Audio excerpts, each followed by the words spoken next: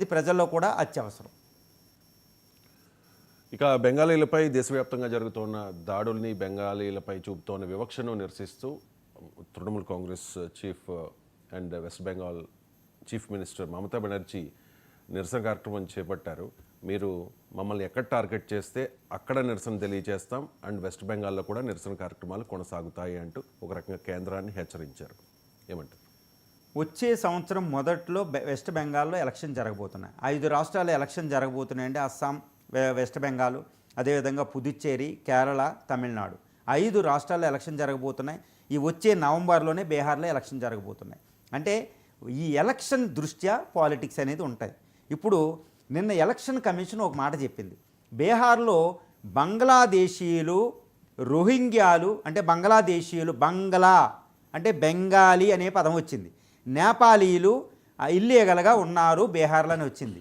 ఈ విషయాన్ని మన మమతా బెనర్జీ గారు తీసుకున్నారన్నమాట.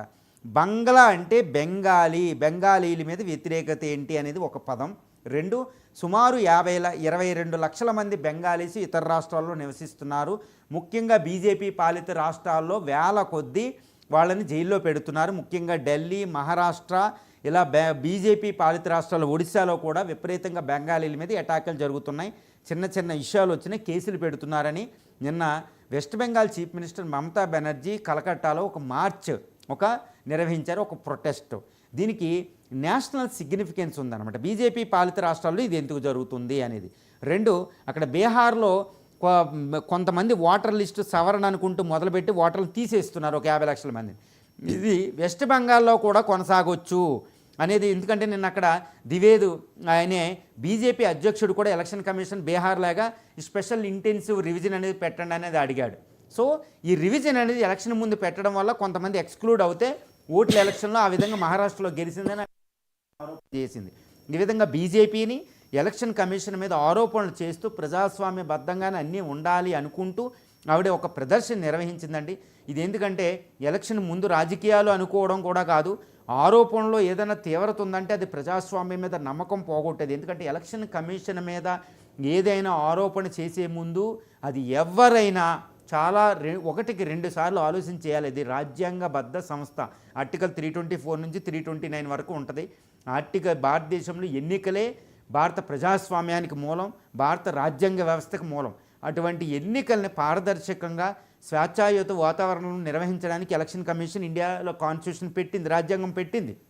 అది ఎలా దాని వ్యవహార శైలి మీద ఎప్పుడైనా ఆరోపణలు చేసేటప్పుడు ప్రజల్లో ఆందోళన కలిగించకూడదు. అది తప్ప రైటా చూసుకుని జాగ్రత్తగా చేయాలి. ఎందుకంటే అది రాజ్యాంగబద్ధ సంస్థ. ఆ సంస్థ మీద జాగ్రత్తగా ఉండాలి. ఇప్పుడు ఈవీఎంల మీద కానీ, అదేవిధంగా ఇప్పుడు ఓటర్ల సవరణకి చట్టం మీద కానీ ఏదైనా జాగ్రత్తగా ఉండాలి. ఏదైనా ఉంటే సుప్రీంకోర్టుకి వెళ్ళాలి. బహిరంగంగా ఎలక్షన్ కమిషన్ మీద మాట్లాడకూడదు.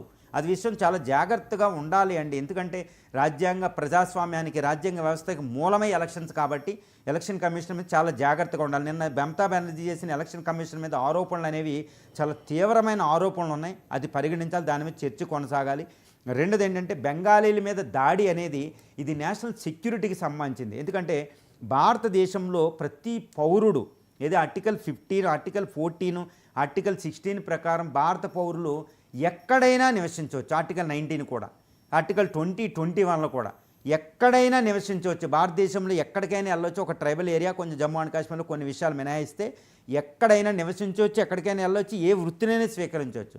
ఈరోజు బెంగాలీస్ 20 లక్షల ఈవిడ ఆరోపణ చేసినట్టు 20 లక్షల మీద అటాక్ చేసినా, వాళ్ళ మీద వివక్షత ఉన్నా అది తీవ్రంగా పరిగణించవలసిన విషయం.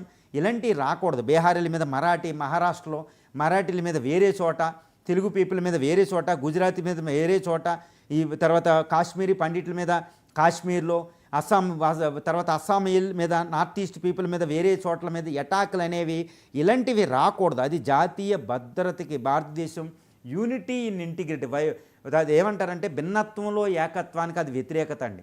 రాజ్యాంగ స్ఫూర్తికి వ్యతిరేకం. ఈ విషయంలో ఎవరైనా రాజకీయాలు చేయకూడదు అనేదే ఇక్కడ మనం ప్రధానంగా అందరూ గ్రహించవలసిన విషయం. ఇక అస్సాంలో కూడా భారతీయ జనతా పార్టీ అండ్ కాంగ్రెస్ల మధ్య వివాదం నడుస్తోంది.